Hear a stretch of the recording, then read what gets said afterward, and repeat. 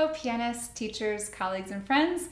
Today we're talking about how to teach the first movement of Kuhlau Sonatina in A minor, Op.88, No. 3. This is not a very well-known student piece, but I'm going to play a little bit of it for you, and I would like you to think about which well-known piano student piece this sounds quite a bit like.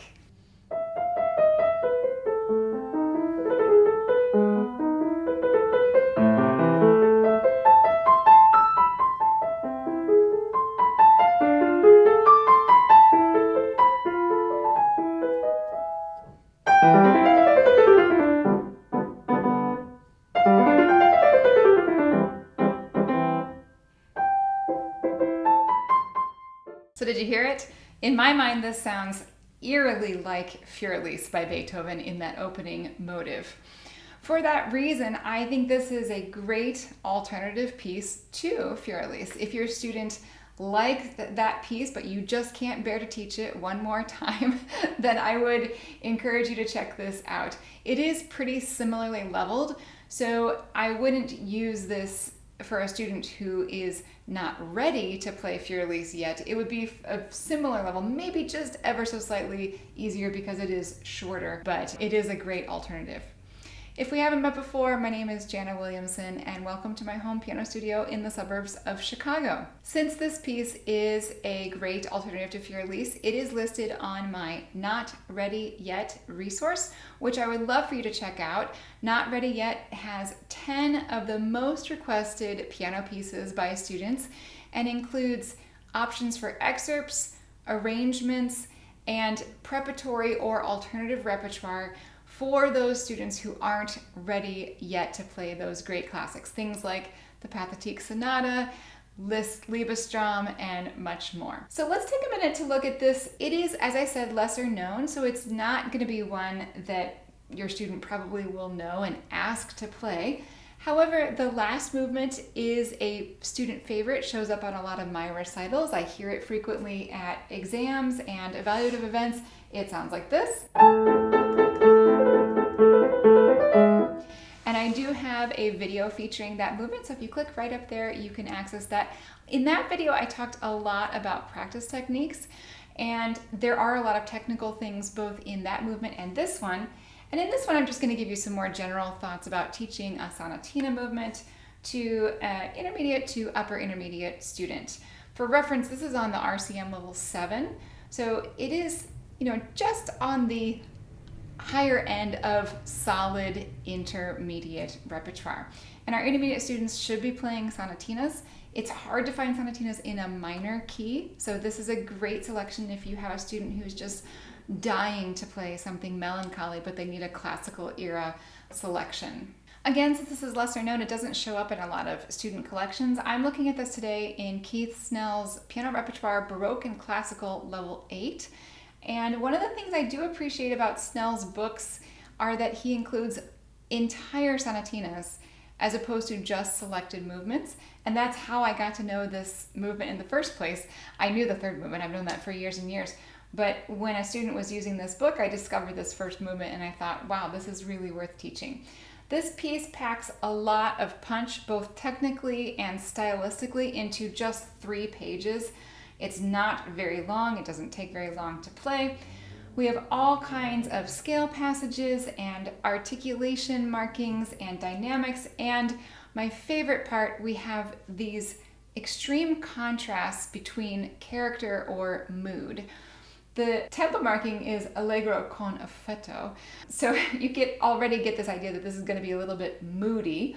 And that beginning part is marked piano with slurs, and it does need to be that, melancholy sound like Fürlies.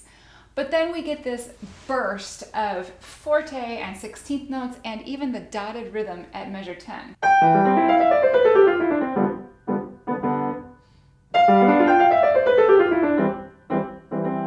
And all of that combined gives this a much more important or regal feel. So this brings me to sonata form, which I have talked about in other videos, but just to review, sonata form is a 3-part form. It's a glorified ABA form: exposition, development, and recapitulation. And yes, certainly by this level, if not much, much earlier.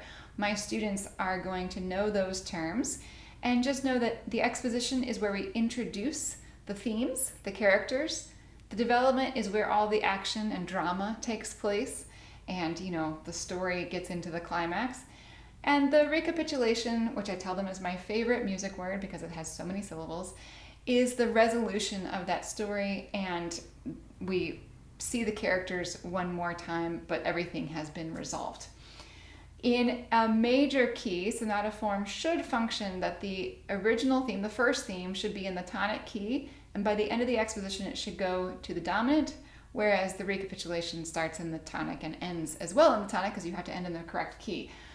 When you are in a minor key, such as this piece, it's really interesting. Most composers will start in the tonic, but then they'll go to the relative major at the end of the exposition, which is exactly what Kuhlau does. We have at the end of the exposition, the bottom of this first page, C major scales.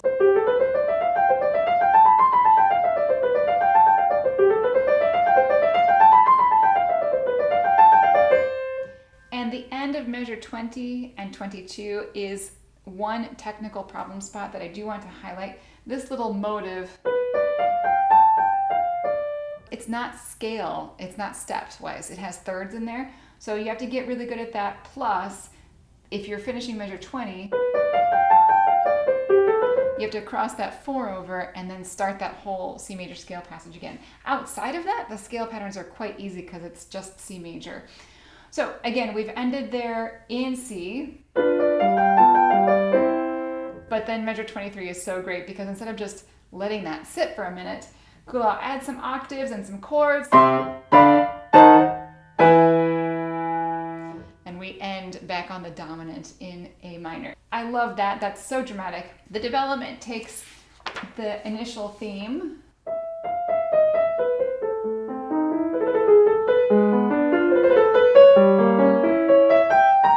and lots of diminished seventh chords. I tell my students frequently, with particularly early classical composers, more like Haydn, that fully diminished seventh chord is the height of drama. It's signaling to you something really dramatic and intense is happening right now. So this development is lovely. And then, like I said, this piece is short. Kuhlau truncates the recap, and instead of starting with that main theme, since he's treated that in the development, he just starts with the second part with that dotted rhythm and scale. So this is measure 35, going to the downbeat of 36. And of course we are in A minor, and we're going to stay there. So the end of this part, 54.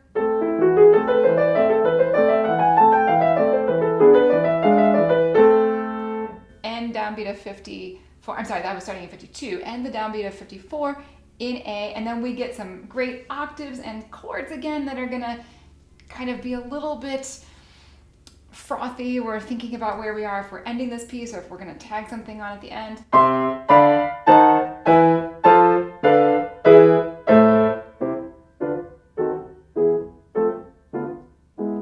And one of my other favorite parts of this is this very brooding left hand part to end this. Very low on the keyboard, loads of half steps. It's kind of like weaving in and out.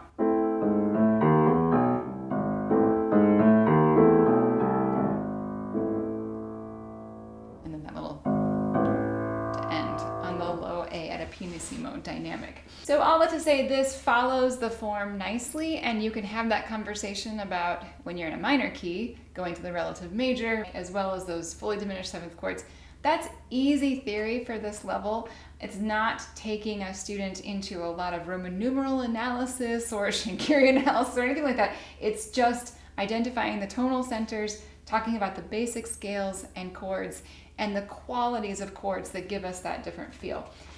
And to think about what we want our students to learn, besides some of the practical theoretical elements and working on technique, of course, so that they can improve their skill at the piano.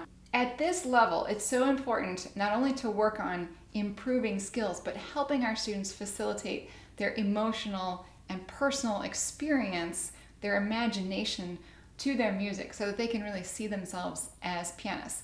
And I think that's why piano students of all ages and abilities tend to gravitate towards the romantic literature. We think of Beethoven, later Beethoven that's more romantic sounding, and Chopin and Rachmaninoff as being these emotionally connected pieces that we can just pour our hearts and souls out on the keyboard, and express all of the feelings from inside.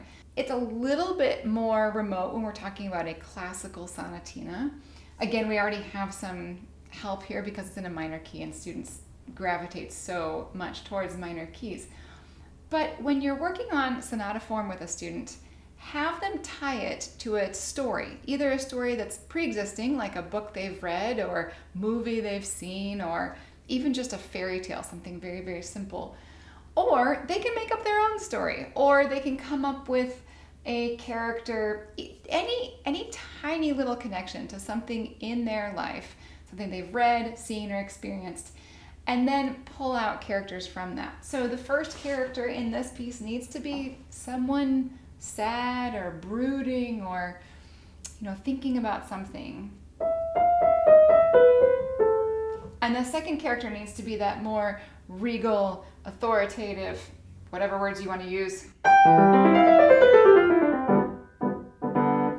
And then at measure 14, we get a little bit more lyrical. Perhaps it's the beautiful maiden.